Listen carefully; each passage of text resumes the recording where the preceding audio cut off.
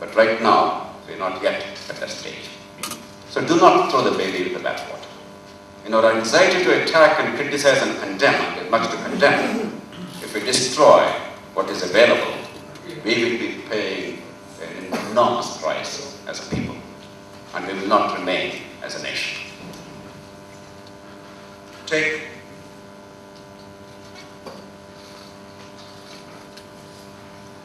interstate water disputes, regional problems, take any number of things. We need the judiciary. Justice Venkatachalaya and I, when we were having a conversation on this some weeks ago, he reminded me of Franklin Roosevelt's comment, and I have his permission, I hope, to repeat that. He said, Roosevelt said, we must protect the Constitution of the United States from the Supreme Court. And we must protect the Supreme Court from the judges. And today, we have a comparable situation in India. Undoubtedly, the courts on occasion are transgressing the constitutional boundaries. But that's not a big deal at this point of time. But undoubtedly, the judges sometimes have become the enemies of the institution of judiciary. This has to be stated publicly with a great deal of responsibility and humility in order to be able to set right things. It's precisely because the courts are vitally important to preserve the unity of this country and our democratic freedoms. We have to protect the courts from the judges themselves on occasion. And we have to, of course, ensure access to justice, speed and efficiency, and integrity and impartiality. I think there is good news on all these fronts. Let me submit before you 4 specifics. I don't know what Mr. M.L.A. has mentioned to you, but let me state 4 things that have happened, that are in the pipeline, that should and could happen if only we all work together, instead of merely fulminating and breastfeeding. 1, October the 2nd, 2009, a good institutional mechanism has come into place, and that is an institution of rural courts, long overdue. Now, we could now have, actually we should now have under the law of the land, at least 5,000 rural courts dispensing speedy justice both in criminal and civil cases. I'm sure we did. But the sad part is, despite that being in operation for already a year and 3 months, despite the law being in the pipeline for about 5 years, I take special pride in this because I was the author of this particular legislation. We fought for it for years, we drafted it, many judges have been involved in drafting it, and I fought with the National Advisory Council, finally got it enacted. And yet, despite having this enactment in place, despite Government of India support available to the states, very few states have really aggressively come forward to institutionalize this. The money is there, the law makes it mandatory now, it's not a matter of choice, it's a very sensible piece of legislation, and yet we want to wallow in self-pity and complain and criticize and attack. We don't want to institutionalize and actually ensure access to justice. In addition to that, we also have to look at judiciary's problems. The judge population ratio in India is 1 per 100,000 people or so, 10 per million. We are about the worst in the world. We require at least 3 to 4 times the number. Our pendency is not very high. I do not agree that we have vast pendency. Actually, it's not the pendency that bothers me. It is the missing cases that bother me. That millions of people do not even go to law courts because they have lost faith in the capacity of the justice system to deliver justice in time. That is the bothersome thing. 30 million cases is actually peanuts for a country with a billion-plus population. In the United States, every year, 100 million small cases are disposed of.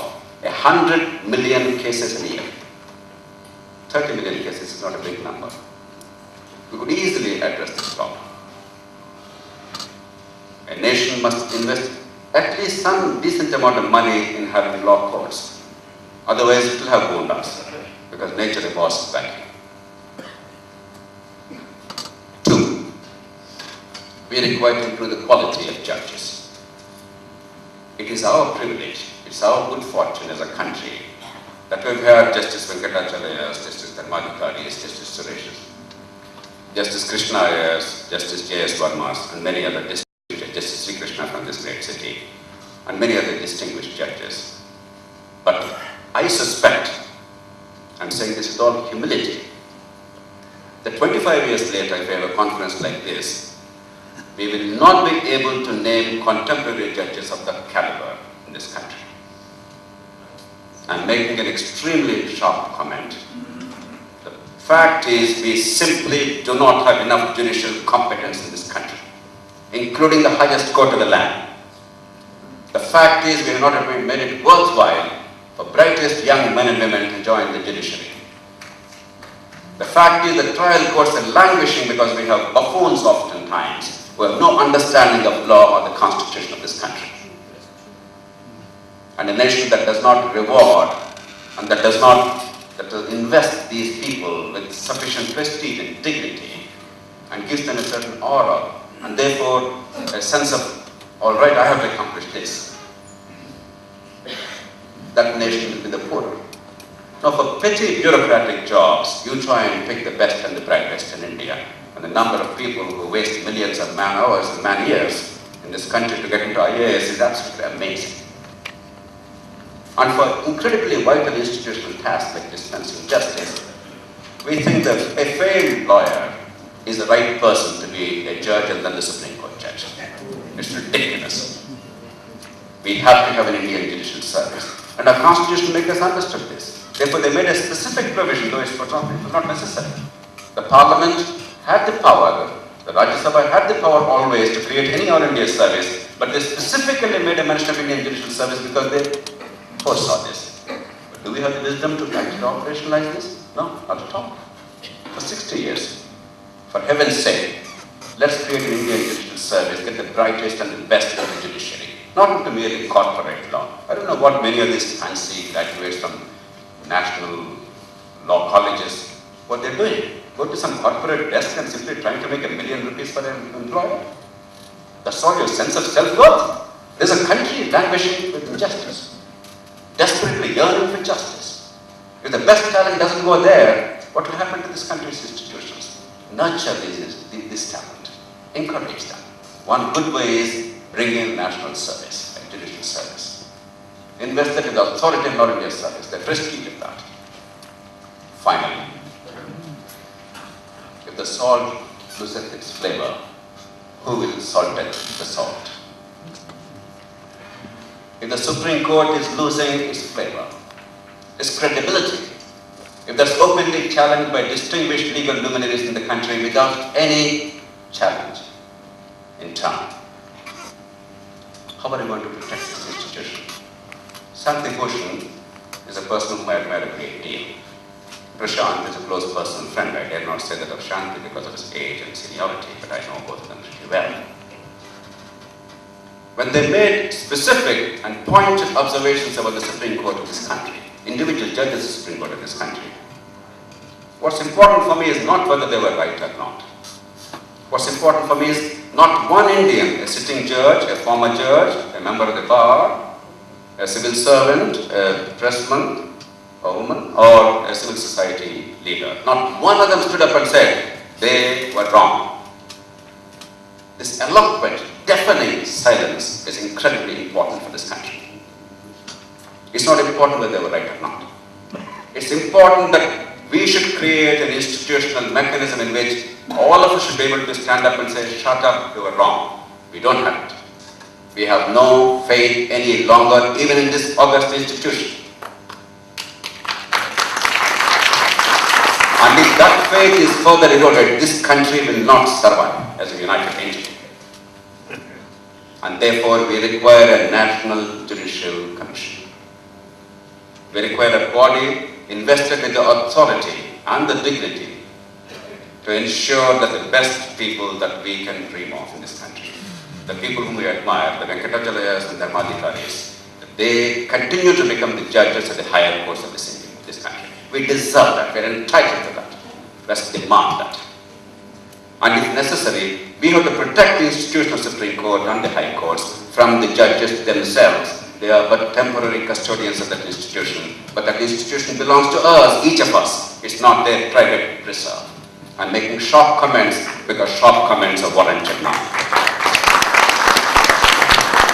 Equally, when some of these judges go astray, we have to show them the door, because by equating the best and the brightest with those with dubious character and antecedents, we are undermining the institution of judiciary itself.